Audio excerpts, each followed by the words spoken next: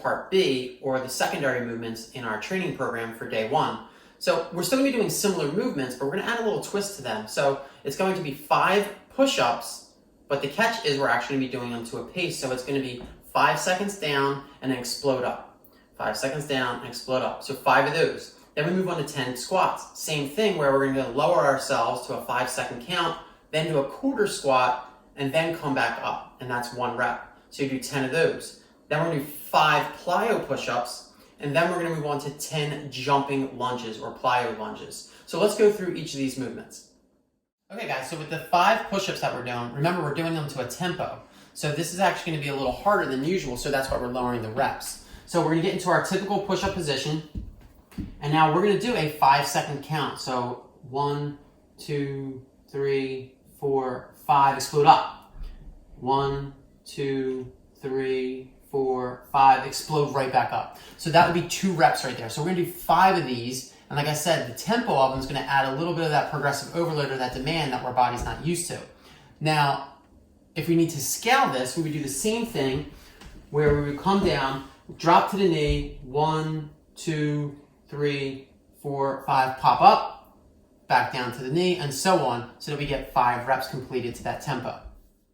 So the next move we're gonna do is 10 1¼ squats. So let's go through that. We're gonna add a little tempo to it, and we're gonna add an extra quarter rep for each rep to count. So she's gonna start at the top, and she's gonna start to descend, and we're gonna do that 5-second down, 2, 3, 4, 5, quarter rep, back down, and up. That's 1.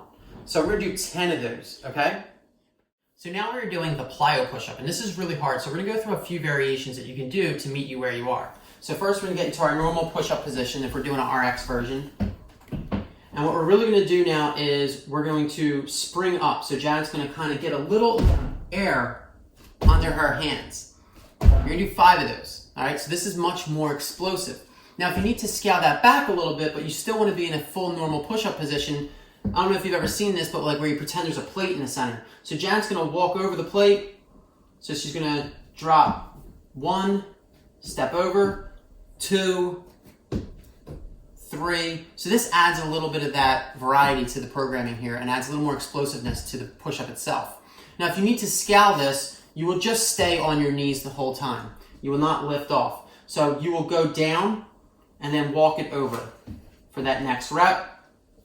Walk it over, and you just stay on your knees the whole time to complete your 5 plyo push-ups.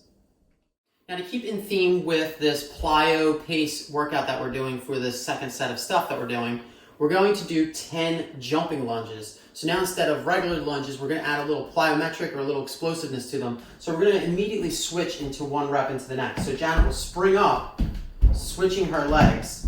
So each leg is 5, so just count to 10. So you're doing 5 on each leg. Now, with this movement, we will finish 1 set of this workout for part B. You will repeat this set 3 times. Now, if you need to, take about a 30-second to a minute rest after you complete all the work of part B, or if you found it easier, it wasn't too challenging, keep moving up-tempo, upbeat, keep it going, keep a high intensity to it, but once again, this is not for time. So now we're going to do a 6-minute AMRAP where we're going to focus on our assistance lifts. So where all of our other work so far has really been dominating on the quads and the chest with our push-up work, we're now going to focus on our hamstrings and our triceps. So let's get into this. Like I said, it's a 6-minute AMRAP, so you're going to get to have a little fun with this part of it actually, a little up-tempo like we're used to. So you're going to do as many rounds as possible in 6 minutes of 6 rotating push-ups, 3 on each side, 12 jumping deadlifts, 6 table skull crushers or headbangers. So if you're used to doing it on the bench, now we're going to do it with a table. We'll get into and show you how to do that. 12 good mornings and 6 bench dips. So a few reps of each thing, get a good sweat going, get a good pump going. Let's go through each of these movements. Here Janet is demonstrating the rotating push-up. She will go down and open up. And what this is going to mimic is the fly. So we're kind of working that center of our chest.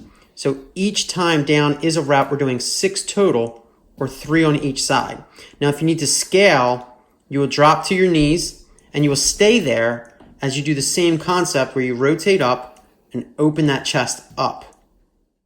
So here Janet is doing the jumping deadlift, which we did these the other day in our home games, where she's bending over, much like her deadlift form, touching the ground, and springing up and opening the hips. It's going to be a little more of a cardio workout, and like I said, working that posterior chain and balancing out our leg work. So this is our table skull crusher. So you're used to doing these lying on a bench, but now we will be grabbing a table, an island, whatever you need, and you're going to bend down, tuck that head under, keep the core tight, and press out, and it's really going to give the triceps a burn. The same movement, but at a lower table, which is going to amp up the intensity and the challenge that you're going to go through. So if you're really strong in this movement, do it from something that is a lower position.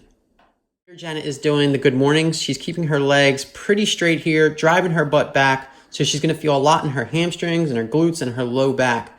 As she comes to the top, she's squeezing her butt, tightening everything up. And like I said, this is going to balance out that work we're doing with our quads in the earlier movements. Now, if you cannot get as low as Janet is getting full range of motion here, then just go as low as you can where you can keep your back straight and neutral. Do not start to round your back to get a deeper range of motion.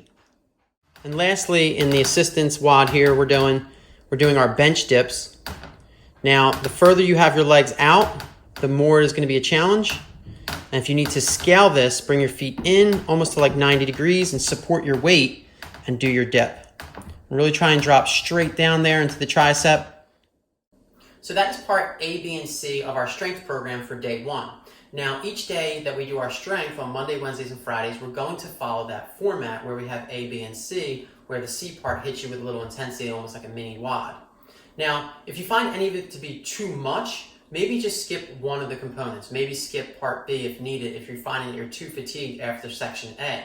But if you can, try to do all of it and try to do the recommended reps that we have here, even if you are more advanced, because what we're going to do is see how does this treat you take day one, and we're going to add to it and make it more advanced for each person as we go each coming week. Now we're also going to add a little fun WOD for you today to kind of scratch that itch, give you that thing that you guys are all looking for with a real popular WOD in Annie. So it's going to be 50, 40, 30, 20, 10 of double unders and sit-ups that will balance out our training, give us a little cardio work. And if you don't have a jump rope, just scale out to jumping jacks so you can still get that work in.